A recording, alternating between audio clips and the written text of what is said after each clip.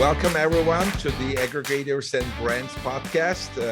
My name is Hai. I'm the CEO and co-founder of Eva, together with my co-host Omar, who is the CEO and founder of the Margin Business. Today we have a legend in our podcast, and we are really very happy to have, Adam Feinberg. He's not only on the Amazon space for decades, but also his brand or the store, the Web Deals Direct, was acquired by Perch at the time based on the public information available. The Web Deals Direct was doing more than $80 million of revenue. And that was kind of like, really one of the probably top top 100 sellers, on Amazon. But at the same time, that Web Deals Direct had also 230,000 square foot of warehouse, which is also I think like I would like to also understand better about that. So we have Adam on the call. So thank you, Adam, for joining the podcast. Thank you for joining, Adam. Much appreciated. It's a pleasure to be here. Thanks for having me. I sold the business to Perch in May, and I retired for about a weekend. And besides consulting with Perch a little bit, I'm working on two different Amazon stores. One called ClearSpace, which is doing about $1 million in sales a month. It's about a year-old store.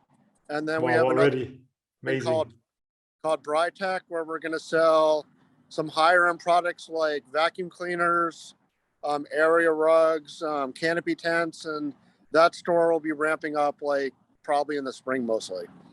And then there's a third project I'm potentially working on. There's a product development and invention company called Inventus. They're located by me in Charlotte. They basically design products, do prototyping, Kickstart programs, IP work, and they don't really have an Amazon program, and they have about 1,000 brands and asked me to start working with them on that. So that's basically what I've been up to for like the last 7 or 8 months since I sold. So it's great that, your retirement seems to be very, very busy at this moment. So let's roll back a little bit, because I'm pretty sure, there's at least 500 to 600 Amazon sellers listening our podcast. And one of the things that every Amazon seller is really wondering about, like how everything started and how did you scale? Because it's easy. I think, it's not really that difficult to make a couple of $10,000 on Amazon, but then when it becomes a couple of $100,000 and then a couple of million and then a couple of 10 million, I guess these are all different stories, like different type of mentalities are required at each step, moving from one to another. Maybe you tell us the story a bit, like, how everything started and how did you scale that much? Sure. I think we had really good timing. My partner, Richard, and I started selling on Amazon. We started looking into Amazon in 2014. We were running a digital marketing agency, mostly focused on search engine optimization. We had about 150 clients, but the business became harder. Google was making it more difficult for us to get good results for our clients. So we were looking for something else to do. And my partner, Richard, he said that he had a good friend. He was a chiropractor, and he was doing a mastermind class on Amazon, and he was making so much that he was closing his chiropractor business to do Amazon full time.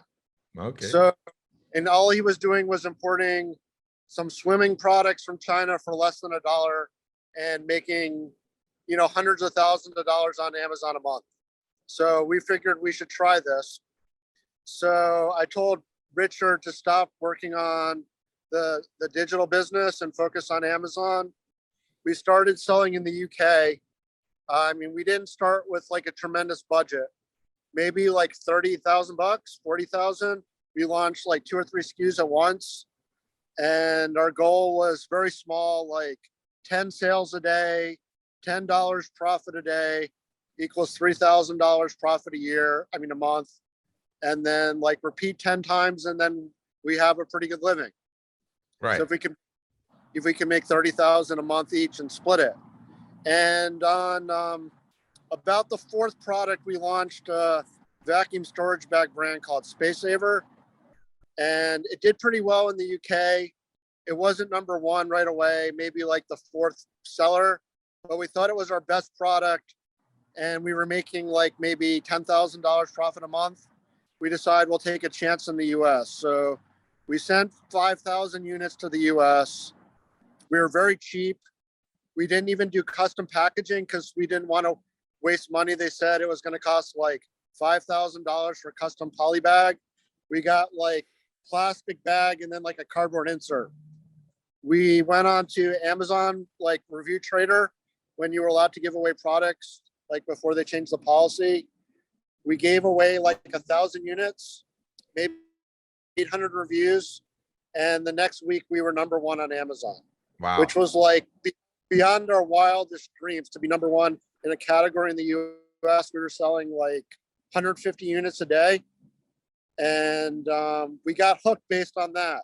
So a lot of the bigger brands that we started on Web Deals Direct, we started during that period where you could give away products for reviews, ones that are still doing well.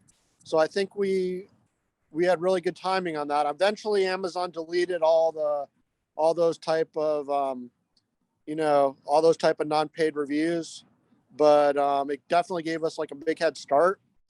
And in 2015, we launched about 10 products in the fourth quarter, and we started making about $3,000 profit on Amazon a day. The problem was we totally underestimated how much demand was for products, and we ran out of product by about 2 days before Christmas. Wow. So we knew nothing also about Chinese New Year. We were such amateurs at the time.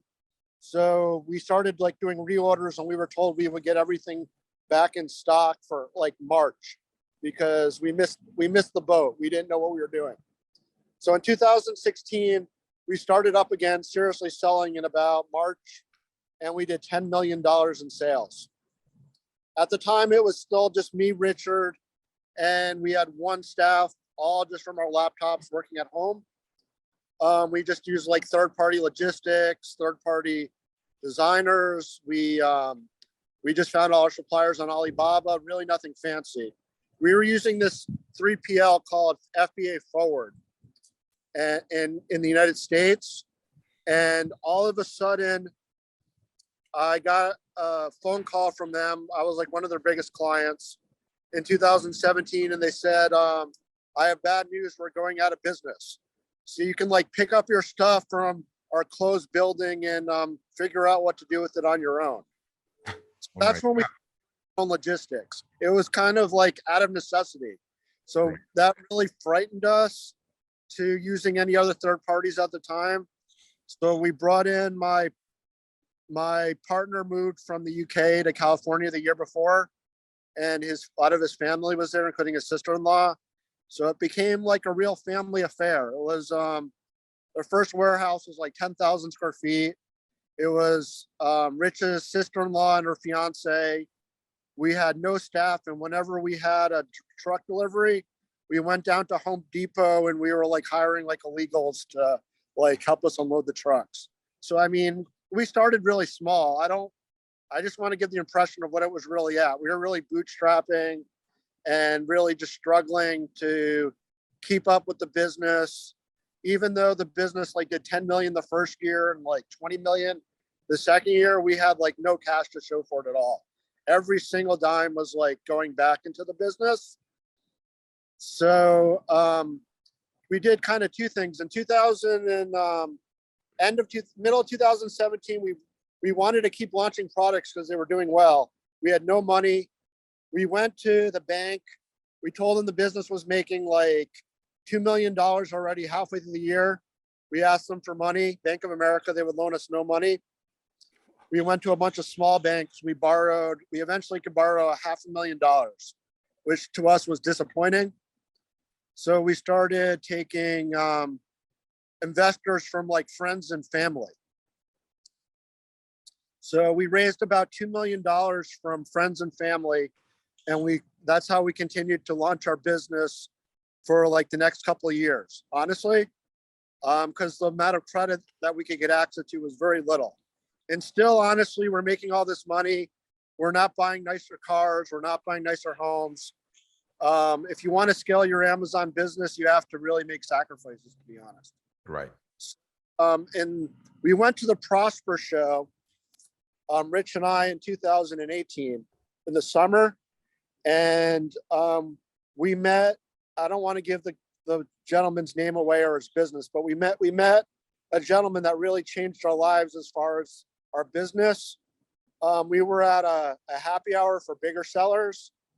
And he told me that he sold his supplement business, 50% of it, to a private equity firm, and he cashed out $25 million.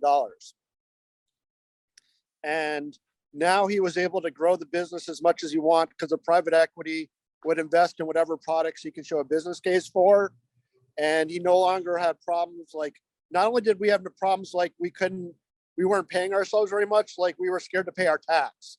Like we had a heart attack when the tax bill was coming because we had no money.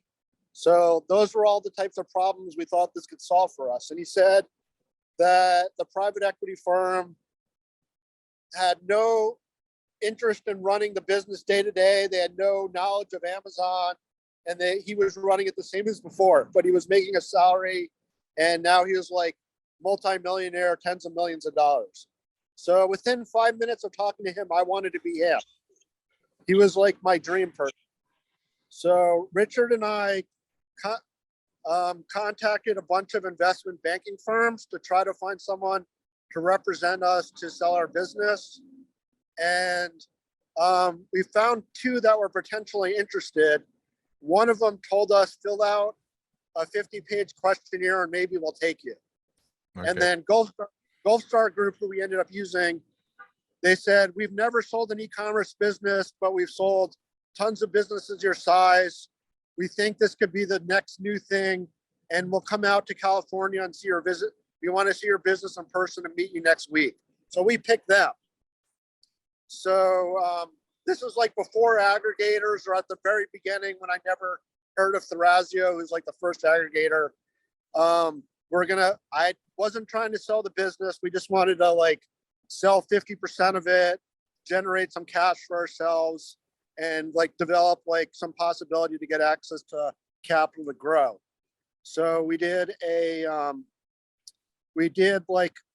hired an accounting firm. They reviewed our financials. We produced like 100-page presentation of materials, and we presented our business on a bunch of calls to like 100 different private equity firms. And this was only like less than 3 years ago. And there was like very, very little interest in Amazon businesses then. Like, you don't own the platform. They're too risky. It doesn't make any sense. You're too small. Your brand's too new.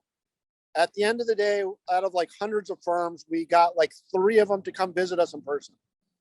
And one of them was 101 Commerce, who was like the very first aggregator before Thrasio. And I'm positive that they weren't interested in us. They were coming to like see what we were doing. So 2 firms. So we got like tentative offers from both firms. They wanted to buy us. And then apparently they put part of the money down, and then they go to like another bank to raise part of the money. And so both the deals fell apart as soon as other banks had to come and like invest part of the money. Same reason as before. So there we were, 9 months of trying to sell the business and a failure in it. Our investment banker said, he thinks this is like the first inning and you need to grow the business more and get more credibility. I found this bank and they're interested in loaning you $10 million to grow your business at a 4% interest rate. It's called East West Bank. They're going to be like, they want to develop an e-commerce like lending area, and you're going to be like their first client. So they loaned us $10 million at the fourth quarter of 2019. We decided to buy out all of our investors so that like we could just control 100% of the company. We thought that made like the story easier. And then we still had left over like about $4 million to grow the business. We actually bought another Amazon business with it. Like we were like our own little mini aggregator. We bought a fitness brand called Abflex, and then we used some of the money to grow. And really, the business, like right after that, just changed overnight for a couple of reasons. One, we had first sold in Europe and the UK, and also we were early into Canada. And all of a sudden, Amazon started sharing the reviews across all of Amazon. And we had like 1,000 reviews on a product in like 5 countries. Now all of a sudden we had like 5,000. And all of a sudden, like all of our products got a huge boost in every single market because we were already in like all of Europe, all of UK, all of US and Canada. And then the second thing, as COVID approached, because we had our own warehouse, we had like 9 months of inventory there, and everybody was running out of inventory. Right. So in 2020, we went from $40 million in sales to 80, and we could have done like $120 million in sales if like we had the inventory, because it was just crazy. Like whatever you could send in, you could just sell, especially at like, you know, like the first couple of months of it. And then we happened to, by luck, sell a couple of items that had tremendous demand during lockdown. For example, we sold a nail lamp, and no one could go get their nails done because they were all the nail salons were closed. So instead of selling 50 a day, now we're selling 1,000. And no one could get their dogs a haircut. All of a sudden, our dog grooming kits started selling worldwide 3,000 a day. The only thing that prevented us from selling more is stock. Right. So another company, an investment banker, contacted us in the summer of 2020, and they asked us to become an aggregator with them as a partner. And we investigated that for a while. And that's how we ended up. I wanted to give you the story why we have a 235,000 square foot warehouse. So we had a 38,000 square foot warehouse, and it was, but once we saw the sales after COVID, we thought we had to ramp up. So we needed a bigger one, and we probably needed like 80,000 square feet. But we had signed a letter of intent with this this private equity firm, and they wanted to, you know, to spend $100 million buying other companies. So we decided to get a much bigger space because the typically you're signing like a 6-7 year contract, and we had only had the previous warehouse for 2 years, and already we outgrew it. So I figured the worst case, because there was such a lack of warehouse spaces, we could sublease it. And then the deal fell through with the private equity firm. And the reason it fell through is because we grew too much. They had like $150 million that they were going to pay to like buy all these businesses. And we grew so much that they were going to have to give most of the money to us because they promised us 7x. Right. So we outgrew ourselves on the deal over that summer. The best month the company ever did was in July of 2020. We made profits of over $3 million in 1 month. So the business was doing so well.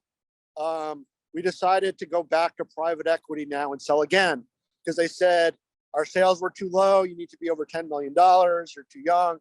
So I figured we'd go back to the exact same ones and say, look, last year we did $6 million in profits. This year we're doing in the teens. They said, a lot of the private equity firms were like, yeah, that's great, but we think this is whole big bubble. We'll pay you based on like 8 million profit. We're not giving you a multiple on 13, 14, $15 million or whatever it looked like we were going to be at the time. The highest we ever got for EBITDA was like 17. So that's when my Gulf Star groups recommended we start talking to the aggregators. And I think if it was 2022, the story would be completely different. But in like December 2020, January 2021, most of the firms hadn't scaled nearly to the aggregators to the levels they've raised now. So doing like $100 million deal was really out of the scope, out of pretty much everybody. And that's how we ended up selling to Perch. I wasn't even very confident that Perch could finance our deal. Like when we met with them, I liked them a lot. They had a good story. They said exactly what we wanted. They wanted to keep all of our employees. They thought our warehouse was strategic for like other acquisitions. They liked all the talent we had. They wanted us to continue to partner with them for 2 years, which I'm doing now. And I still consult with them. But I'm like, do they really have the money? Because that was like about as much as they raised. But they came up with the money and they've raised like way more than I think they're close to raising like $1 billion now. Right. So the deal went well. They were very anxious to close it. And we closed the deal in about 100 days. It was a much more detailed due diligence than the typical one. I think I spent $200,000 on legal bills, to give you an idea, instead of like signing a form contract. And like part of the requirement was like the completion of audits and stuff like that. So it was a little bit more detailed. And they also came to our warehouse and we had $30 million of inventory in our warehouse. Because I was very, very conservative on inventory because I was scared of COVID disruption. So I was holding like a year and a half of inventory. Our warehouse was so big, it cost the same whether it's empty or full. And my biggest worry in the world was the factory closes because of like another variant of COVID or something. So there's no way they're buying $30 million of inventory without seeing it. So they literally had a team of like 7-8 people counting inventory for a week. But everything closed fantastic. The first 3 months, I continued to run the store. They brought in people. They had a couple people with like a year of Amazon experience that were pretty good. They hired a lot of very smart people from consulting firms, but not necessarily, Amazon people. Their logistics team was pretty experienced though, because they were all from Wayfair. And they took over after 4 months. And they have a lot of smart people and it's gone pretty well. And I've gotten to the point like in the last month where they won't let me do anything. I can attend meetings. I can make recommendations. They listen to them a lot. Sometimes they don't, but they're running the business on their own. And, it's doing pretty well. So I would say a lot of positive things about Perch. Now, I mean, the aggregator market's changed. I have another business called ClearSpace, and we're doing a little over $1 million in sales a month. I started with my friend Duncan. It's selling plastic storage containers primarily. And so my concern was I thought we could grow this business to maybe like $10 million EBITDA and sell it, like maybe like 50 million sales. Our margins are about 20%. And so besides discussing with Perch, I wanted to see, am I in trouble if Perch doesn't want to buy it? Like, do we need to sell it like about now, or can we wait a little bit longer? And I took a meeting like in the last 2 or 3 weeks with like 5 different aggregators, and it's a totally different story. If you have a good business and you're doing $10 million EBITDA now, there's like tons of interest for it. There's no concerns about like capital levels or anything. So I think like the industry has really matured a lot, and it's really made me excited about like the aggregator space. And that's why I started another store called Britech, the one I told you about at the beginning. Right. And I made the paper locally in Charlotte based on some articles related to my business and a house I spent way too much money on. And I ended up meeting this guy named Louis Foreman. He owns a company that invents products. They've invented over 1,000 products. And he wants me to sell them all on Amazon. He's already receiving royalties on about $1 billion of sales outside of Amazon with a B.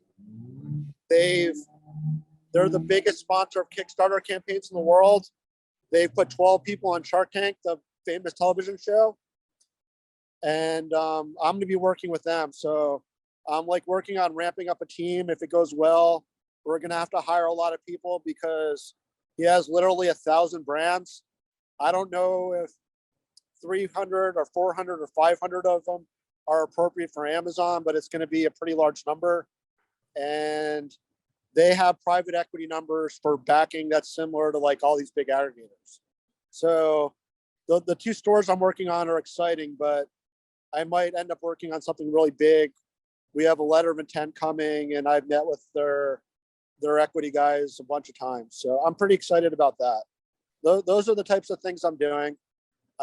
Also, you can say something now. I'm sorry. That is such an amazing that is awesome. You know, that's amazing. Really, it's so you know, listening to this. I mean, I just looked at the time; it just passed. You know, but it's really interesting. You know, and you know, the only thing what I get out of this, or what I wanted to say at this point, is that it's really something.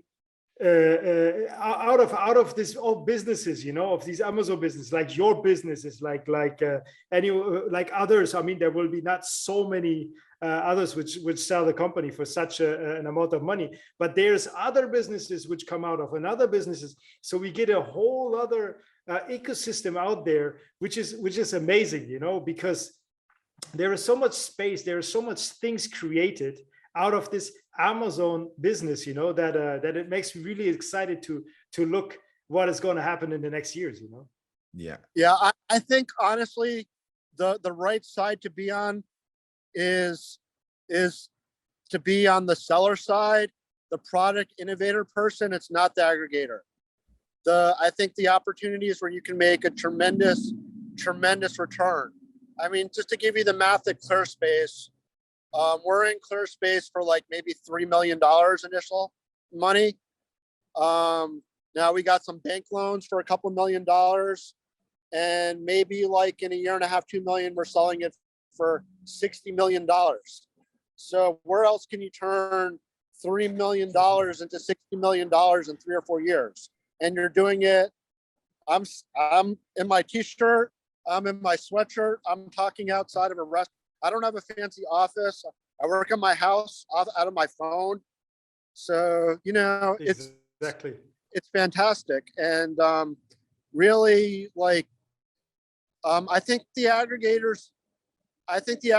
business is hard because it's not as easy to grow businesses, I think, and logistically manages them as I think these aggregators think. I think it's a lot easier to be nimble and have something much smaller that you could sell to them for 6x is my viewpoint, than have to manage something that's doing $5 million of revenue to cash out. That's my viewpoint. I mean, that's really why, like, one of the reasons, besides the finance issue, why I didn't become an aggregator. That seemed like a lot more work to me and a lot more out of your control than like a little brand that you develop that you could turn into like a medium-sized business and really get out of. And the fact that that multiples are up from like 2 to 4 range now to like a 4 to 8 range is like ever more reason to like launch your own businesses on Amazon. Unfortunately, it's not really for the small fry anymore. When we started, I said we started with $40,000. I mean, when it went well, I had access to several $100,000 more I could spend, but I had friends and neighbors I talked into selling on Amazon 2016, 17, and they made like a good side hustle, 6-figure incomes, ended up selling their businesses for like $500,000, $1 million off of like $25,000 and waiting like 24 months, 30 months, something like that. But lately I've seen people that I've known tried to sell on Amazon that like invested all of their hard-earned savings that they put away from their jobs and have lost everything. You know, if all of a sudden a shipping container costs $20,000 and a 3PL, like when we started selling at first, we didn't even use a 3PL. We would just ship directly to Amazon. Everything would every unit go directly to Amazon. But now, like inventory limits, IPI, all that stuff, you have to use a 3PL. And now the 3PL is saying, I don't want to talk to you for all just small fry. 3PLs are not set up for someone who wants to make $50,000 profit a year. It's made for like the intermediate to big guy. So and then like getting momentum on a product where you're limited initially on inventory, it's much, much harder. So I think based on the influx of Chinese, the importance of ads that's really led to like professionally managed ad tools like Techometrics, Quartile, and all these aggregators scooping up the better brands. It's a much more professional space versus 2014, 15, 16, 17, where it's a mom and pop space. And I think a lot of the people who are selling now realize they're a mom and pop and they should get out. Honestly, it's a lot of money. Definitely. We're up to offering me $5-10 million for this business. I don't know if I'm going to be able to maintain it for 2 more years. I should sell it. That's what I think. That's what I think is going on in the space. I don't know what your viewpoint is. No, that's a very good point. Exactly. I can give you, like, I mean, obviously, because we have more than 1,500 brands on the EVA platform, and they use it for analytics purposes. One of the things that, unfortunately, I'm seeing is the small brands, it's becoming harder and harder for them to grow. And I see them exiting. Like, it becomes almost like the startup world. Like 90% of the ones that are launching the products, they end up like 10K, 50K, maximum 100K. And then I see them not moving further because, as you said, like either they hit to like competition, they need to spend money on advertising, they hit to the inventory problems or supply chain issues. Yeah. And at the end, you know, like I don't see the small ones growing, but the mid-sized ones who are able to find some funding, making maybe like $500,000 a month, then for them, there is still the opportunity to take that 500 to maybe a couple of million, and then they immediately start talking to an aggregators. I mean, that's also the other trend. Nobody also wants to move further, like, okay, let's make it 10 million a month and then sell it, you know, like as soon as it reaches to million, everybody starts talking to aggregators. Sure. Well, it's a lot of money on the table, and they're probably not taking big salaries, even though their store's doing $10 million in sales, because we were not. I struggled to pay myself when we did $35 million a year in sales, because I was fortunately, I had income from my SEO business still, but like for a very long time, like would pay myself not very much. Yeah, especially like in Europe, the requirements for Europe are so onerous now with like the new EPR environmental stuff, the responsible party. It's all these labeling requirements. We've sent inventory to Amazon. We didn't realize that even if it was an electronic, that you still had to have like your model and brand number on the actual physical product. Amazon sees it. They make you remove the whole thing. You're not selling for 4 months before you remove it and fix it again. It's very, very tough. So I think that's the trend. Unfortunately, I think also in the aggregator space, there's going to be like if you're buying up tons and tons of businesses, you need to be really good at like growing some of them. Like with the story with Thrasio, where they took that orange product and like 20x'd it or whatever. Yes, that's the best story. Yeah. Because like maintaining all these little businesses are hard. I think actually like probably if I was going to be an aggregator, I would be more interested in like what Heyday is doing or someone like that, where they're being very, very selective and buying like one brand a month or something like that. And trying to pick something that's actually like a good brand that has retail possibilities that they think that they could get in stores, and just didn't have enough capital. I think that's the case. And if you're going to ask me how many aggregators I think there are going to be in 2025, I'm going to say there's going to be a fraction of what there is now. Right. Well, I mean, because I started Eva as a Silicon Valley company and got a lot of investors from day one.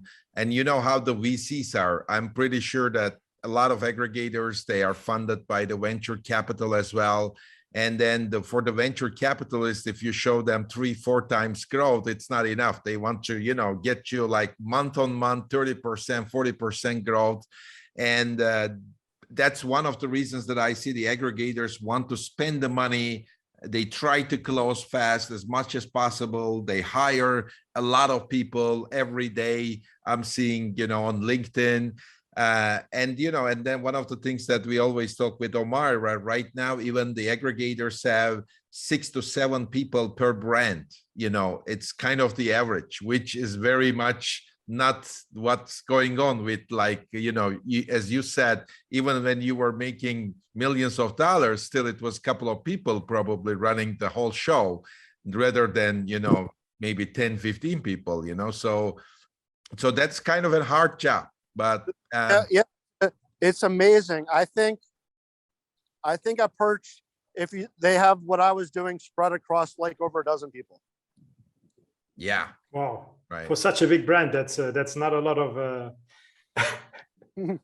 that's really good. Like I was like if you just take, for example, like HR, paying all the invoices, reviewing all the financials, that's already like 8 people. Then like managing ordering, managing advertising, like you see, that's already up to like 12 people at Perch. Absolutely. But I mean, but they're not just managing Web Deals Direct. They're also managing like some other stuff and trying to scale multiple businesses. Yeah, that's kind of like their value prop is like, to aggregate and manage, obviously. So, I mean, it's already like a great conversation. It's the really kind of good. most amazing story that we had also on the podcast show. So thank you very much, Adam. So what's your advice? What's your recommendation to the Amazon sellers? I would like to, I'm pretty sure that everybody wants to hear what's the essence of being successful on Amazon. And probably, as you said, it's not the same as 2015, 16. Right now, the situation is much different with product launch is difficult. Advertising costs are up. Supply chain is up, but still it's a good business because that's the other reason why, the demand is there with the advertising. That's why the costs are increasing. So there's a lot more competition as well. What will be your advice to the Amazon sellers today? Message to the world. One, spend a lot more time investigating niches and only enter niches where there's a lot of winners. So try to pick a niche where, like, I'll give you like an example. We sell hoses, or we did for Web Deals Direct, and we're like the #2 best hose seller in Amazon.com. But if you look like between March and September, even like the 30th biggest hose seller is probably making like $1,000 profit a day. That's a fantastic niche because it's realistic to become the 30th best hose seller. Does that make sense? But you don't want to pick a niche where the 30th best guy is making like less than $100 profit. That's like the first thing. Then like if you enter the hose niche or whatever niche you pick and it does well, like before you like branch off into something else, double, triple, quadruple down on whatever you're successful in and learn. I have losers all the time. Learn to figure out what's a loser and stop draining money. And then the third thing is you need to spend a lot more money on upfront on branding, like quality of videos, images, and like conversion testing before you go live. So like we have a really fantastic designer. We've used him. His name is Tom. For 6-7 years, we like stole him. We poached him off of 99 Designs and hired him. He's fantastic. And we used to just take whatever he did. It's great. We just listed on Amazon. And now like he's making like 5-6 different render possibilities for each product we launch. And like we're going out to pick Fu and we're testing competitors. And then we're like doing different iterations. And we might be like on our 10th different main image before we launch the product and run $1 in ads. So like you have to be like more confident and do more testing, because like the whole quality of conversions and what it takes to be successful versus like the competition is just at a much deeper level than like, oh, just a white background with your product and it's good enough, you know? Absolutely. Definitely. That's a really great advice. Thank you so much, Adam. That's a good message to the world. And I'm sure a lot of people can really go in there and, and profit off just what you said, Any final questions, Omar? For me, it's all good. It was amazing. He gave so much information, and it's everything answered that I would like to ask him, actually. Okay, I'm glad to come back again if you want to have me. And if people want to reach out to me, it's Adam Feinberg, Feinberg.